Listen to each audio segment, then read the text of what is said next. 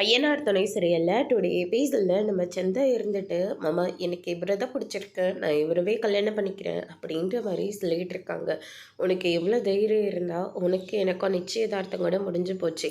அதுக்கு பிறகும் இங்கே வந்து நீ இவனை கல்யாணம் பண்ணிக்கிறதா எங்கிட்டே நீ சொல்லுவ, அவா போகலாம் அப்படின்னு சொல்லிட்டு கையை பிடிச்சி இழுத்துட்டு போகிறாங்க. அதுக்கடுத்து தான் நம்ம சேரன் இருந்துட்டு, இங்கே பாருங்கள், விருப்பம் இல்லாத ஒரு பொண்ணு எப்படி நீங்கள் கல்யாணம் பண்ணிக்கலாம் அப்படின்னு சொல்லிட்டு சண்டை போடுறாங்க.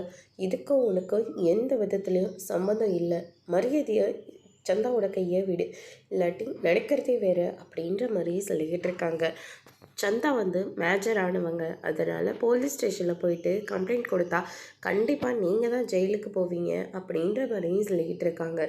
உன்னால் முடிஞ்சால் நீ போய் கம்ப்ளைண்ட் கொடு, மற்றதெல்லாம் நான் பார்த்துக்கிறேன் அப்படின்னு சொல்லிட்டு அவர் வந்து சொல்லிக்கிட்டு இருக்காரு. அடுத்த ஸ்டேட் விட்டு போண்டு நீ கல்யாணம் பண்ணிக்கிறேன்னு சொல்லி உன் மேலே நான் கம்ப்ளைண்ட் கொடுக்க வேண்டியதாக இருக்கும். அது ஏமாற்றி ஆசைவர்தனை காட்டி கல்யாணம் பண்ணிக்கிறதா நான் சொல்லுவேன் அப்படின்ற மாதிரி சொல்லிடுறாங்க. இதை கேட்டவுடனே நம்ம சேரன் வந்து பயங்கரமாக ஷாக் ஆகுறாங்க.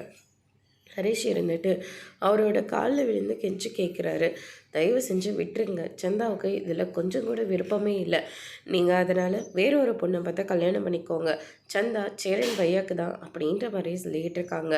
உனக்கும் திமிரு ஓவராக போயிடுச்சு இல்லை, இனிமேல் நீங்கள் யாரும் சென்னையில் இருக்க வேண்டாம், வாங்க போகலாம் அப்படின்னு சொல்லிட்டு இழுத்துட்டு போகிறாங்க.